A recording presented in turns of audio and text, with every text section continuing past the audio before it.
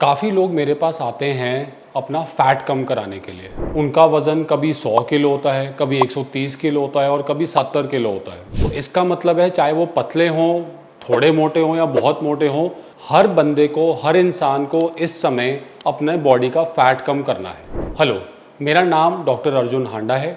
मैं हूँ plastic surgeon Handa aesthetics and plastics पर, और मैं इस वीडियो में बात करूँगा कि फैट रिडक्शन के क्या क्या ऑप्शंस होते हैं और कौन सा ऑप्शन किस पर्सन के लिए बेस्ट होता है।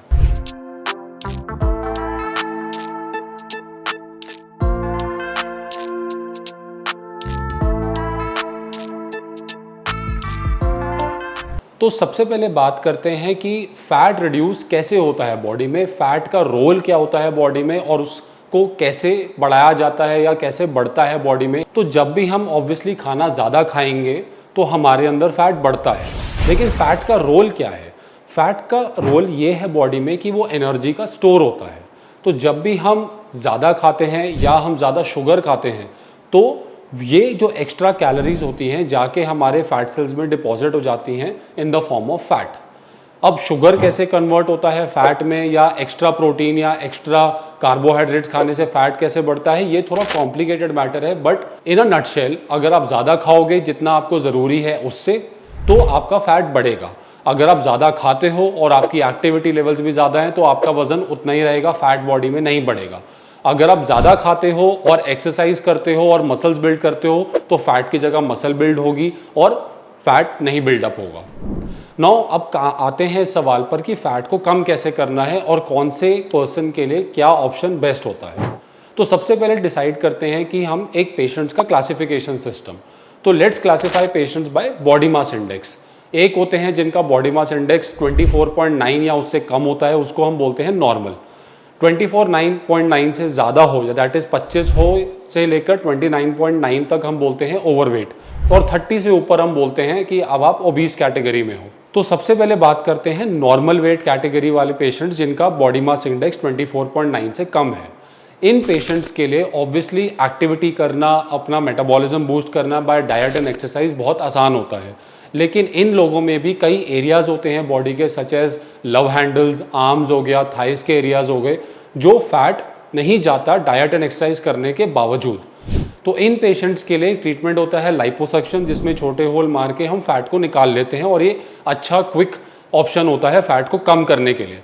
बट ये वेट रिडक्शन का प्रोसीजर नहीं होता है, और इस पेशेंट कैटेगरी में हम और भी चीज़ें कर सकते हैं such as high definition liposuction, but overall इनका फैट ज़्यादा होता नहीं है। ये डाइट एंड एक्सरसाइज अलोन से भी अपना फर्दर फैट रिड्यूस कर सकते हैं। नेक्स्ट हम बात करते हैं ओवरवेट कैटेगरी पेशेंट्स के लिए।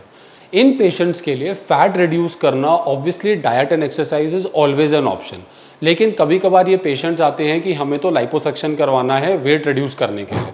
तो इन कैटेगरी पेशेंट्स को समझाना होता है कि देखो, लाइपोसक्शन से आपकी बॉडी अच्छी दिखने लगेगी, थोड़ा बहुत फैट भी निकलेगा, थोड़ा बहुत वेट कम भी होगा, बट ये एक्सपेक्ट मत करना कि ड्रास्टिकली आपका वेट 10-15 किलो से गिर जाएगा और आप नॉर्मल कैटेगरी में आ जाओगे और आपका मेटाबॉलिज्म अपने आप बूस्ट हो जाएगा। So in category of patients के लिए diet and exercise is the better option to lose wait.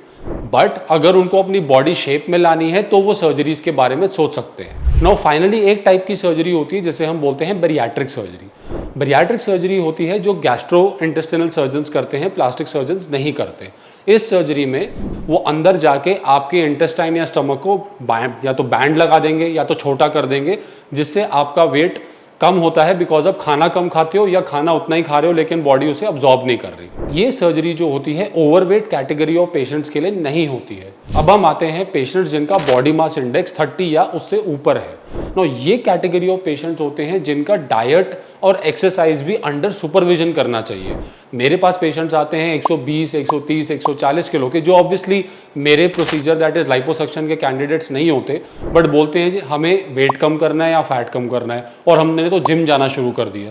तो सबसे पहली एडवाइस तो इनको ये देनी होती है कि अगर आप जिम जा भी रहे हो तो under supervision of a trend professional जाओ, बिकॉज अगर आपके वजन पे आपको गलती से चोट लग गई उसके बाद आपकी रिकवरी बहुत डिफिकल्ट होगी, और अगर आप 2 हफ्ते या 3 हफ्ते के लिए भी बेड रेस्ट पे चले गए तो ये 130 से 200 किलो में जाने में ज़्यादा टाइम नहीं लगने वाला। तो इन पेशेंट्स के लिए भी डाइट एंड एक्सरसाइज एसेंशियली बहुत ज़्यादा बेटर ऑप्शन होता है, फर्स्ट ऑप्शन होता है। अगर वो exercise and diet under a trained professional करेंगे तो ही फायदेमंद है, because otherwise there is a high chance कि अपने आप को हार्म कर लें। फिर इसी कैटेगरी में एक पेशेंट्स होते हैं जिनका वजन इतना ज़्यादा तो है लेकिन साथ में उनको डायबिटीज़, हाइपरटेंशन, हार्ट डिजीज़, तो इन पेशेंट्स के लिए इमिनेंटली मतलब इमरजेंसी में बैरियाट्रिक सर्जरी करवा लेनी चाहिए। बिकॉज अगर वो वेट करें कि हमारा वेट डाइट एक्सरसाइज से कम होगा तो उनकी जान खतरे में आ सकती है। उनको कभी भी स्ट्रोक हो सकता है, उनको कभी भी हार्ट अटैक हो, एमआई हो सकता है एंड अदर प्रॉब्लम्स हो सकती हैं। तो ये पेशेंट्स होते हैं जो बैरियाट्रिक सर्जरी के अच्छे कैंडिडेट्स होते हैं। सो हमेशा अगर आपको अपना फैट कम करना है तो पहले आप डिसाइड करिए कि आपका कौन सा मेथड बेटर होगा। डाइट एंड एक्सरसाइज के डिटेल्स लेने के लिए I am not the right professional, इसके लिए आपको किसी न्यूट्रिशनिस्ट को कंसिडर करना चाहिए। एंड बाकी कि कौन सा प्रोसीजर कौन से वेट कैटेगरी के लिए बेस्ट होता है is the thing that I am trying to explain in the video. Thank you.